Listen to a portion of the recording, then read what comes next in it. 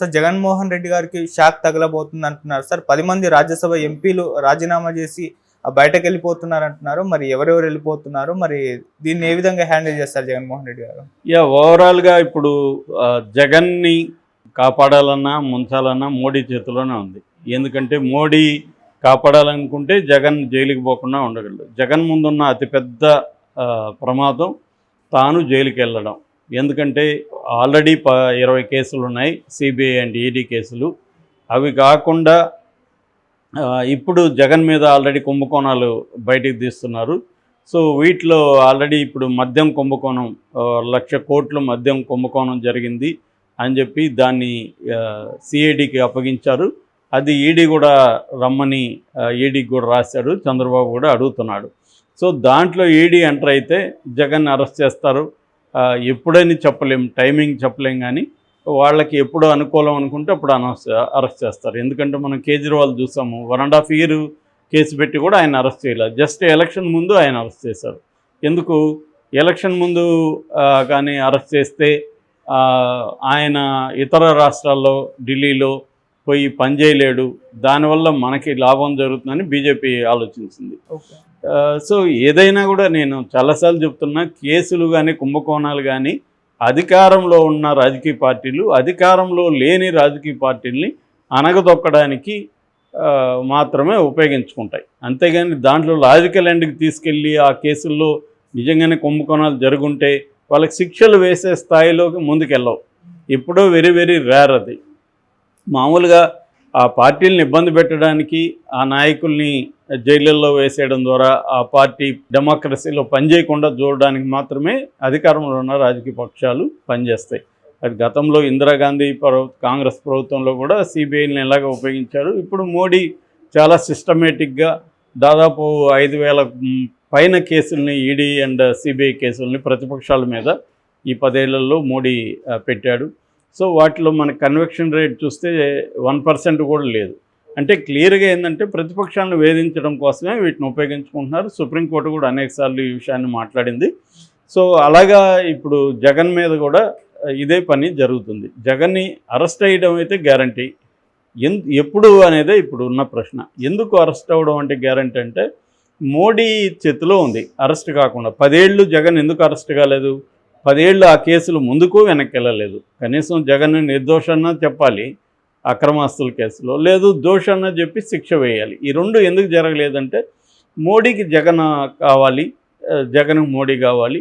So Modi జగన్ని disturb చేయదలుచుకోలేదు, జైలుకి పంపించదలుచుకోలేదు. అట్లని కేసులు క్లియర్ అయిపోతే రేపు మన కంట్రోల్లో ఉండడం అని కేసుల్ని కత్తుల్లాగా అతను తల మీద వేలాడుతుంటే అతను భయం భక్తులతో ఉంటాడు. ఇది మోడీ స్ట్రాటజీ. సో ఇప్పుడు ఈవెన్ మిత్రపక్షాల మీద కూడా మోడీ స్ట్రాటజీ ఇదే. మిత్రపక్షాలను కూడా అతనేమి కంప్లీట్ ఫ్రీడమ్ ఇచ్చి వాళ్ళకి ఇది ఉండదు. మిత్రపక్షాలు కూడా తన కంట్రోల్లో పెట్టుకోవాలనేది మోడీ ప్లాన్. ఈవెన్ బీజేపీ కూడా తన మొత్తం అంతా కూడా తన కంట్రోల్లో. అతను ఆర్ఎస్ఎస్ని కూడా కేర్ చేయలేదు. అందుకనే ఆర్ఎస్ఎస్ మోహన్ భగత్ కూడా ఇప్పుడు మోడీ వీక్ అయ్యాడు కాబట్టి కొంత గట్టిగా మాట్లాడగలిగాడు. ఆ మధ్య ఈ 10 ఏళ్ళు ఆయన కూడా మాట్లాడలేని పరిస్థితి. అటువంటి ఒక వన్ మ్యాన్ డిక్టేటర్షిప్ లాంటి ఒక దీన్ని మోడీ తీసుకెళ్ళాడు. సో ఈ కాంటెక్స్ట్లో జగన్ పరిస్థితి ఏంటి అన్నప్పుడు జగన్కి మోడీ ఏ రకంగా సపోర్ట్ చేసే అవకాశం లేదు. జగన్ అవసరమైతే జగన్ వాడుకుంటాడు తప్ప జగన్కి అవుట్ రైట్గా వెళ్ళి మోడీ కాపాడే పరిస్థితి లేదు. ఎందుకు లేదనేది అందరికీ తెలుసు. చంద్రబాబు అవసరం జగన్ కంటే కూడా చంద్రబాబు అవసరం మోడీకి ఉంది. జగన్ అవసరం ఏముంటుంది? రాజ్యసభలో జగన్కి 11 మంది ఉన్నారు, తనకి ఎన్డీఏకి షార్టేజ్ 12 మంది ఉన్నారు. అందువల్ల రాజ్యసభలో బిల్లులు పెట్టాలంటే జగన్ అవసరం ఉంది. ఈ 11 మందిలో మ్యాక్సిమం లాగేయగలిగితే ఆ జగన్ అవసరం ఉండదు.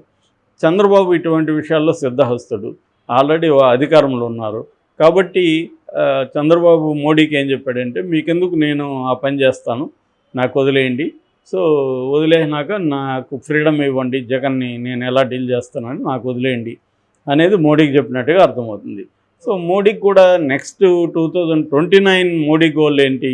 మళ్ళీ అధికారంలోకి రావడం. సో మళ్ళీ తనే ప్రధానమంత్రిగా ఉండడం. ఆ గోల్ నెరవేరాలంటే చంద్రబాబు అవసరం ఇక్కడ ఉంది ఆయనకి.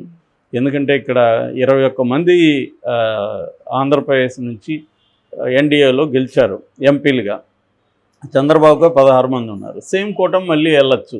సో మళ్ళీ అధికారంలో ఉంటుంది, మళ్ళీ ఈసీని మేనేజ్ చేయొచ్చు, పోల్ మేనేజ్మెంట్ మేనేజ్ చేయొచ్చు, ఇవన్నీ జరగచ్చు. ఇవన్నీ జరిగినా కూడా గెలుస్తామా అంటే గ్యారంటీగా గెలుస్తామని చెప్పలేరు కూటమి. ఎందుకు? ఆల్రెడీ జగన్కి 40% ఓట్ షేర్ ఉంది. జగన్ కూడా ఫైట్ చేయగలడు. తనకి ఒక వర్గం సపోర్ట్ ఉంది. తను కూడా చంద్రబాబు నుంచి అనేక విషయాలు నేర్చుకున్నాడు. సో తను ఫైట్ చేయగలడు. ఫైట్ చేసినప్పుడు ఈ 40% ఓటు బ్యాంక్ అతనికి కన్సిస్టెంట్గా ఉంది. ఇంకొక 5-10% అటువైపు షిఫ్ట్ అయితే కొంత ఇబ్బంది అవుతుంది.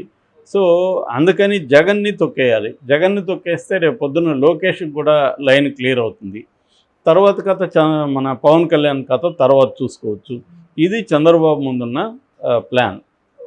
సో ఈ ప్లాన్లో భాగంగా చంద్రబాబు రాజ్యసభ సభ్యుల్ని 10 మందికి పైన లాగేసుకునే స్కీమ్ జరుగుతుందనేది ఇప్పుడు వార్త బయటకు వచ్చింది. ఇందులో 4 పేర్లు అయితే బయటకు వచ్చాయి already. Golla Baburao, are Krishnaiah, బేద Mastan రావు, మోపిదేవి వెంకటరమణ. ఈ నలుగురులో ఇద్దరు, ఈ మోపిదేవి అండ్ బేద మస్తాన్ రావు ఇంతకుముందు టీడీపీలో నుంచి వెళ్ళిన వాళ్ళే కాబట్టి వాళ్ళని డీల్ చేయడం పెద్ద కష్టం కాదు. కృష్ణయ్య కూడా ఒకప్పుడు టీడీపీలో ఉన్న వ్యక్తి. ఇంకా గొల్ల బాబురావు. సో వీళ్ళ ప్లాన్ ఏంటంటే వీళ్ళు కాకుండా ఇంకొక ఇద్దరు అంటున్నారు. 6 మంది రెడీగా ఉన్నారని చెప్తున్నారు. చంద్రబాబు ఎప్పుడు చెప్తే అప్పుడు 6 మంది వీళ్ళు రిజైన్ చేసేస్తారు. రాజ్యసభ సభ్యత్వానికి కూడా రిజైన్ చేస్తారు. రిజైన్ చేసినాక మళ్ళీ వాళ్ళనే గెలిపించుకోవడమా లేకపోతే వేరే పదవులు ఇవ్వడమా అనేది ఇంకా తేలట్లేదని చెప్తున్నారు. మామూలుగా గతంలో ఇదే పని జగన్ ఎమ్మెల్సీ విషయంలో చేశాడు. కొంతమంది ఎమ్మెల్సీలని తెలుగుదేశం నుంచి తన దగ్గర రిజైన్ చేయించి తన పార్టీలో చేయించుకున్నాడు. మళ్ళీ వాళ్ళకి ఎమ్మెల్సీలు ఇచ్చాడు. ఫర్ ఎగ్జాంపుల్ డొక్కం మాణిక్య వరప్రసాద్, ఆయన తెలుగుదేశంలో ఎమ్మెల్సీగా ఉంటే ఆయన దగ్గర రిజైన్ చేయించి మళ్ళీ ఆయన్ని ఎమ్మెల్సీగా వైసీపీ నుంచి చేశాడు. అదే పని ఇప్పుడు అదే మెథడ్ని చంద్రబాబు కూడా ఫాలో అవుతున్నాడు. రాజ్యసభలో వైసీపీ సంబంధించిన వాళ్ళని 10 మందిని రిజైన్ చేయించి వాళ్ళకి మళ్ళీ తన పార్టీ తరఫున ఇవ్వడమా లేకపోతే వేరేది ఇవ్వడమా అనేది చూడాలి. ఎందుకంటే వాళ్ళల్లో ఫర్ ఎగ్జాంపుల్ గొల్ల బాబురావు ఉన్నాడు. ఆయన నా కొడుకు ఇవ్వండి రాజ్యసభ సభ్యత్వం అని అడుగుతున్నాడు. అలాగా వాళ్ళు కొంతమంది ఇప్పుడు మోపిదేవి నాకు ఎమ్మెల్యే కావాలి రాజ్యసభ సభ్యత్వం వద్దు అంటున్నాడు. సో ఇలాగా కొంతమందికి ఏమేమి కావాలని చూసుకొని వాళ్ళకి ఇచ్చేయడం. ఆల్రెడీ మనం చూసాం ఓటుకు నోటు కేసులో ఇక్కడ 5 కోట్ల ఆఫర్ చేశారు. సో చంద్రబాబుకి ఇదేం కొత్త కాదు. చంద్రబాబుకే కాదు, ఈ దేశంలో అన్ని రాజకీయ పార్టీలు కూడా ఎమ్మెల్యేని, రాజ్యసభ సభ్యుల్ని, ఎమ్మెల్సీని కొనడం అనేది కొత్త విషయం కాదు. ఏదో ఒక రూపంలో వాళ్ళని కొంటారు, మళ్ళీ ఆరోపించుకుంటుంటారు ఒకరినొకరు. కాబట్టి ఆ రకంగా జగన్ని కానీ కనీసం 6 మంది బయటకు వచ్చినా కూడా జగన్ బలహీన పడిపోతాడు. అందుకని జగన్ మోడీ అపాయింట్మెంట్ అడిగి 2 వారాలు అవుతున్నా మోడీ ఇప్పటివరకు ఎందుకు ఇవ్వలేదంటే జగన్కి ఇంపార్టెన్స్ లేదు అక్కడ. ఇది జగన్ గ్రహించే ధర్నా ప్లాన్ చేస్తాడు ఢిల్లీలో.